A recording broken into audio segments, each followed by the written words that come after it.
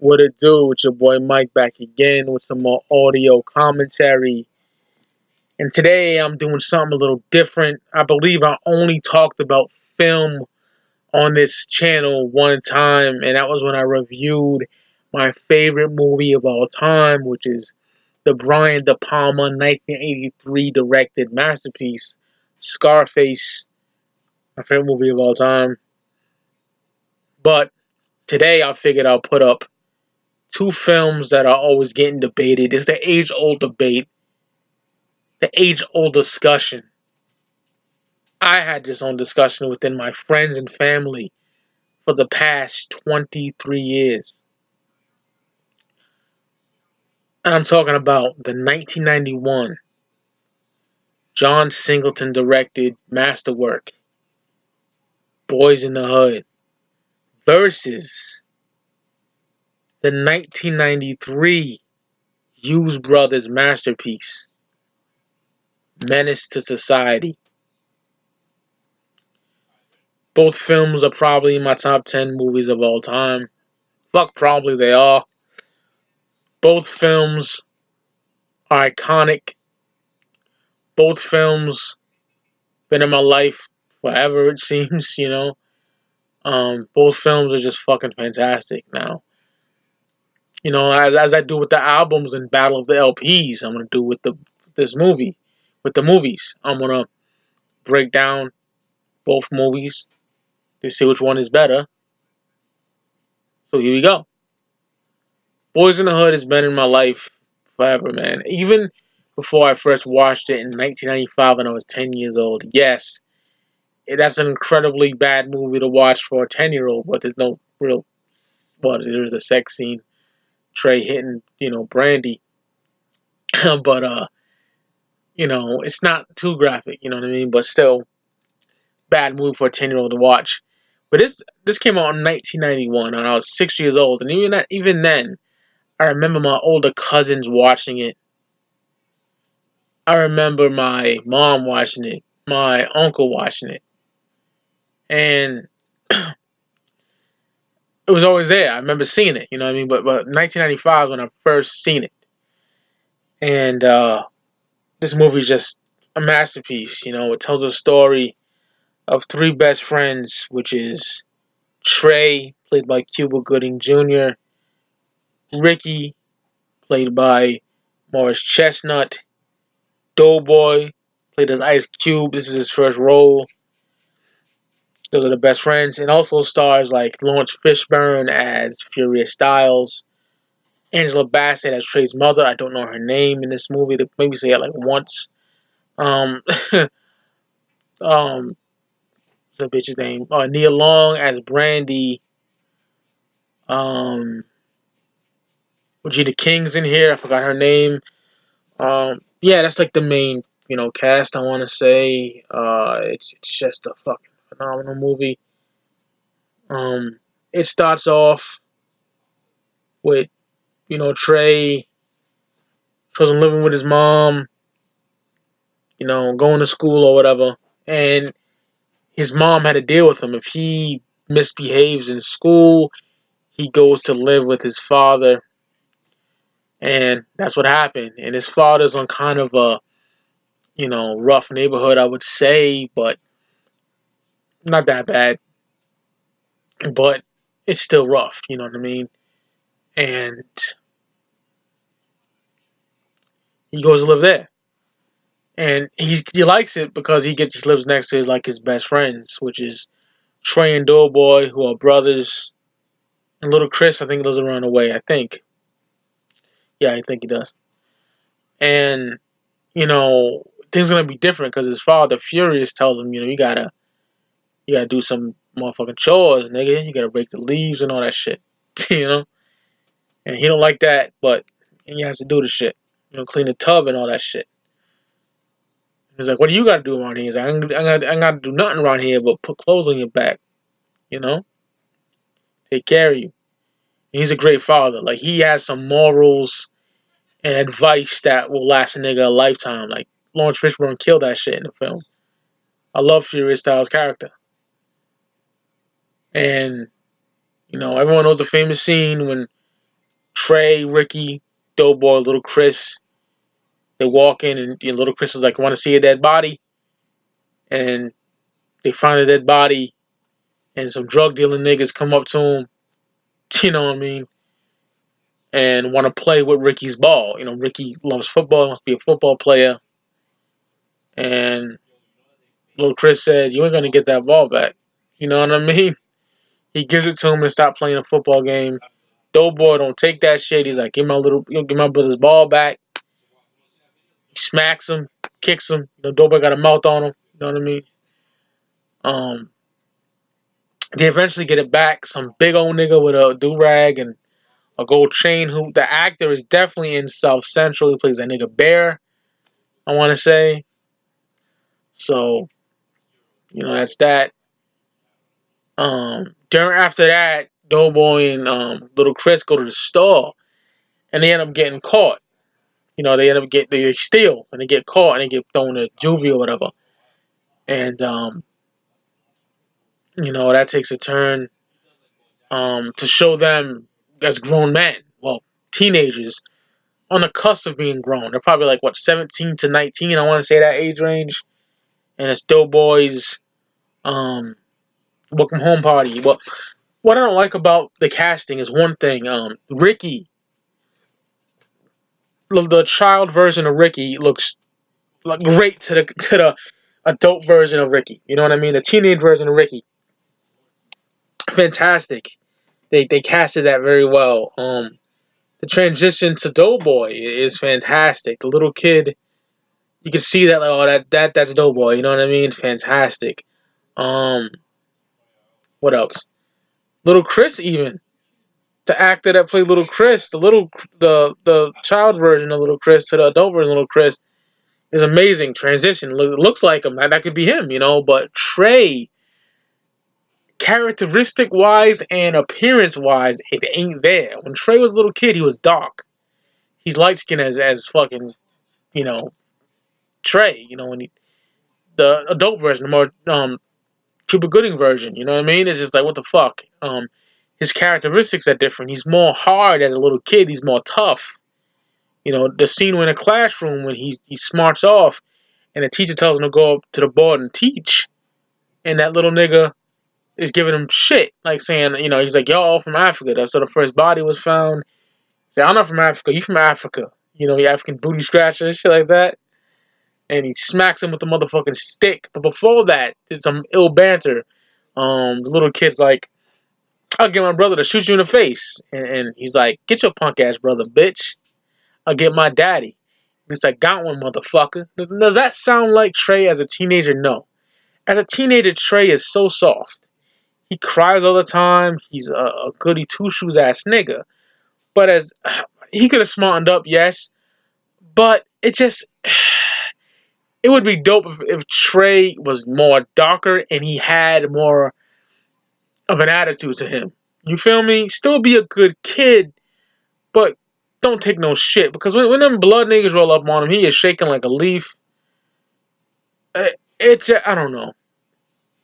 It just don't match. But it's still a great movie. I take nothing from it, but I kind of give it a little. Gotta take some shit off it for that. I just don't like that. But probably my only complaint of Boyz N The Hood, honestly. Probably my only complaint, And I'm not gonna give a full review. This is just like I'm walking you down the story and stuff. And Ricky, he's a good kid. He plays football. He wants to get a scholarship. He does good on his SATs. He's got a baby mama. He's got a kid. You know what I mean? He's got a child. He's living with his mama. Doughboy, on the other hand, is, he's a drug dealer. He don't take no shit. He's strapped all the time. Got a fly-ass gold lowrider. He rolls with his friends. Dookie, the nigga with the pacifier in his mouth. Monster. And Little Chris. Little Chris is in a wheelchair now. Probably got shot or something, more than likely, after he was in juvenile hall or whatever the fuck they call it, juvie. So, with that being said, they have these, enemies, like I mentioned them before.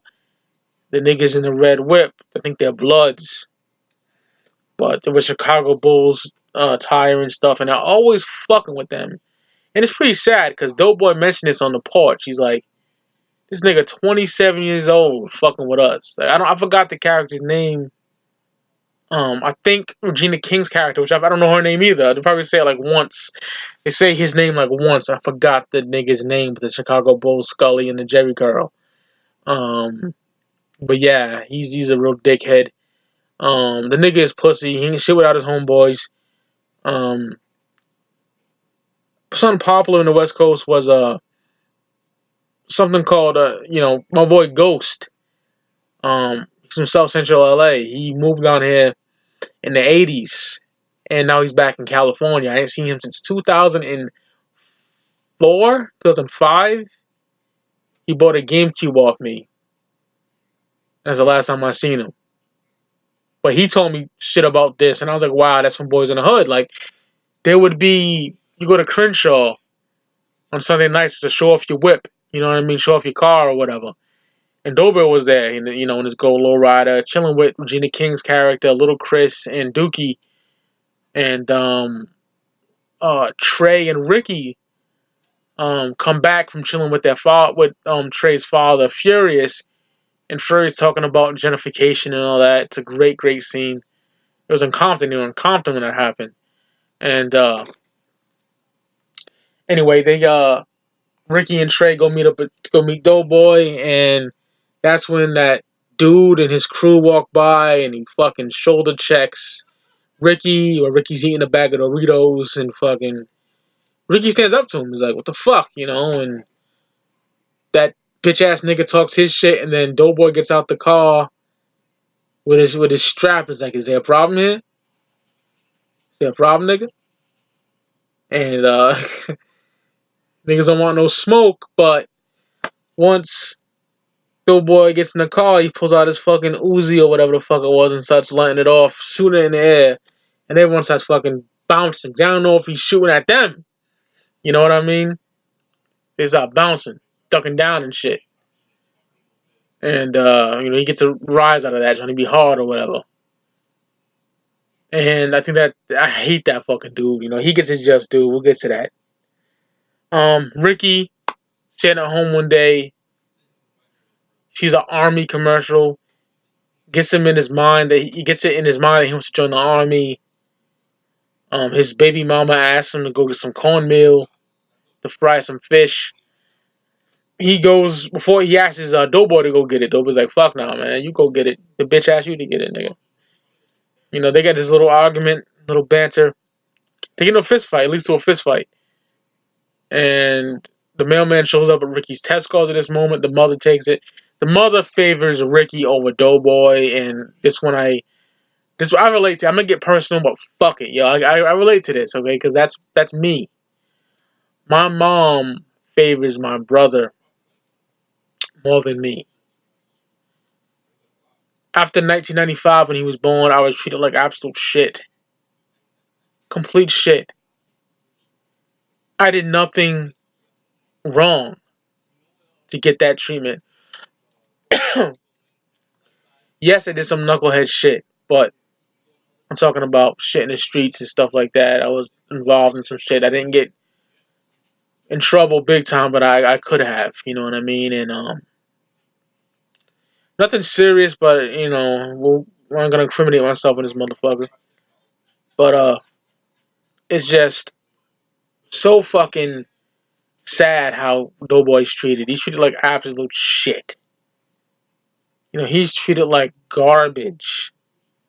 And it's very sad. And that's how I was treated, you know what I mean? And my little brother was treated like Ricky. I can relate to that shit, and I hate to get personal, but I have to, because that movie is so special to me from that point. I can relate to that. What Doughboy's going through, you know what I mean? And yeah, she smacks Doughboy, and Ricky ends up going to the store to get the cornmeal or whatever. He gets it, scratching the ticket, talking about joining the army, and Trey's like, yeah, you don't want to join the white man's army and shit like that. Them fools in the red whip, they roll up, man. They roll up, start doing that tough guy shit, trying to scare niggas. And they said they're going to split both ways. They're going to go the other way. But that was a bad choice, man. Too late.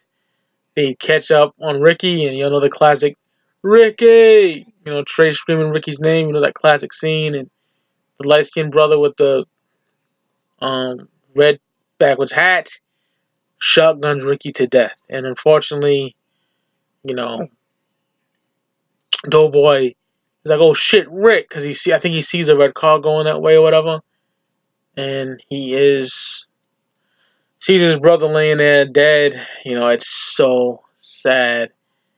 Top 5 most powerful scenes in a movie, easily. Ricky's body full of blood, laying on his mama's couch, while Doughboy and Ricky stand over him. Seeing his mom and his baby mom's crying over, that's so sad. But she thinks Doughboy did it when she fucking did, and it's so sad, man. I shed tears to this film, yes. I don't give a fuck what anyone says. Y'all bitches cry over Waiting to Exhale. I cry over Boyz N The Hood and Menace. That shit just touched me, you know what I mean? Very, very sad. And I'm not talking about a crazy cry. I'll start tearing up, you know what I mean? I can't help it. Very powerful. Very, very powerful scene. And from that point on, you know, Doughboy seeks his revenge. He finds some niggas at a burger joint, busts a cap in all 3 of their asses, kills all 3 of them niggas. And, you know, unfortunately, Doughboy would pass away. It doesn't show it, but it says it at the end. So all in all, Boyz N The Hood is a 5 out of 5. Fantastic movie. I just take one thing off it. Is Trey's character should have developed in a dark-skinned dude with an attitude. That's all I gotta say. All I gotta say, because it would definitely match the little kid. The appearance and characteristics, you know what I mean? So that's all I gotta take away from it. Other than that, it is a fantastic movie. Now we'll get to 1993's masterpiece, Menace II Society. Oh my god, Hughes Brothers did a great job. It stars Tyrone Turner as Kane, Lorenz Tate as Old Dog, MC8 as AWACS, some other actors in there, they're famous, but I don't know their names off top. Jada Pinkett as Ronnie, some other actors I don't know their names off top. But the movie is a fucking masterpiece. I believe this takes place in Watts, or South Central, like around there. And starts off with Kane as a little kid in the 70s. His father is a drug dealer, gangster shit, played by Samuel L. Jackson. There you go. Got in a card game. One of his partners owes him some money. He don't want to pay up. He gets motherfucking cocky, like mad attitude towards Kane's father, and Kane's father puts a whole clip in that nigga. It seems like kills a nigga right there. Kane sees it. Crazy shit, man. Crazy shit. Kane, he goes to move with his grandparents. He's in high school. He's 18 years old. He got his best friend, Old Dog, with him. AWACS. The homies, chilling with the homies and shit. He has a cousin named Harold. You know, they meet at a house party. Harold ends up getting gunned down, but he's jack his whip. They kill him and shoot Kane in the shoulder and shit. Fucked up. Kane bleeds a lot. You know, they toss him to the hospital. Then they seek revenge. They seek revenge on the killers. But let me talk about a seminal scene. I kind of fucked up and then talk about the scene. It's in the beginning. It's in the beginning. You know, Old Dog and Kane are walking to the liquor store, and they get harassed by these Korean store owners, like the the mom, not the mom, what the fuck, I'm talking about the mom. I'm lost, sorry, y'all. The wife and husband, they, I'm thinking about a line that the Korean man says that made me say mom. You know what I mean? I think you know what I'm talking about. Um, they're like following him and shit. Odo's like, yo, what the fuck, man? You following the whole damn store. I'm not gonna steal shit.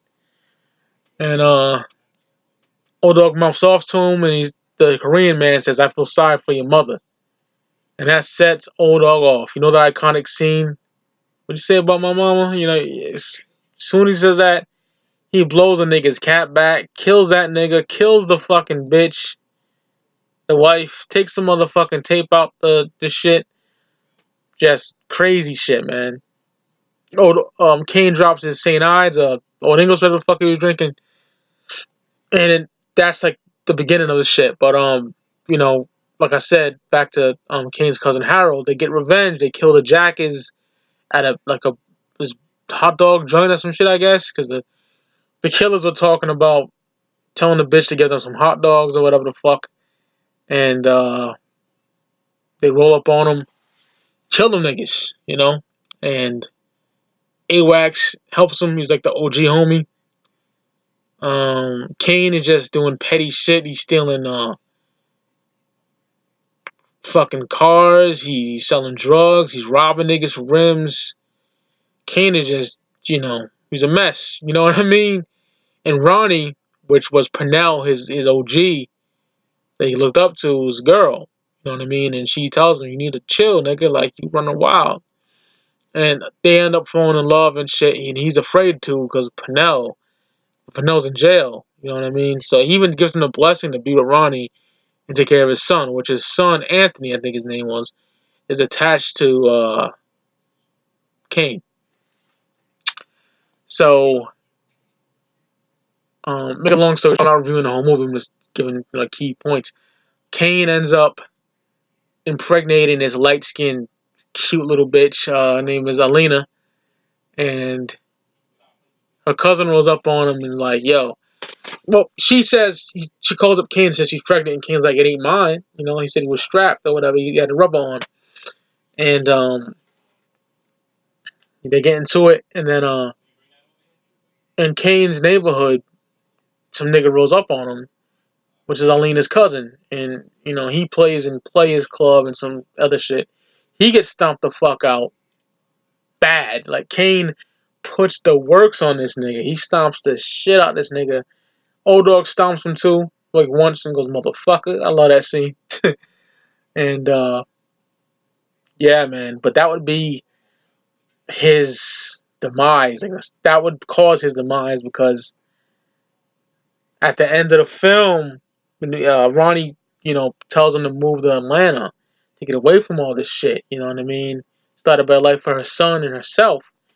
And when he is helping him move to Atlanta and is going to move to Atlanta, them niggas roll up in ski mask and they murder Kane, man. It is so sad. That's a powerful scene. And Kane goes by and he hovers over Anthony's big wheel to protect Anthony. Sharif, who's I think a Muslim cat, he gets killed. Their boy Stacy runs in and he's just holding Kane. Kane basically dies in Stacy's arms, basically, man. And his granddad told him. His granddad asked Kane one time, man, do you care whether you live or die? Kane's like, I don't know. You know, and Kane's narrating that from the heavens or whatever, and he's like, now it's too late, man. It is such a powerful movie. Whew, so let's get to it, man. Oh, man. Most influential, man.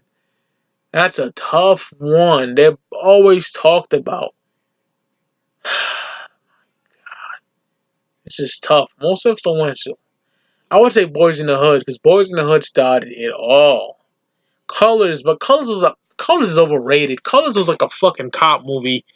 I own Colors on DVD, but I'm not the biggest Colors fan. I'm sorry, I'm not a big fan of Colors. Um,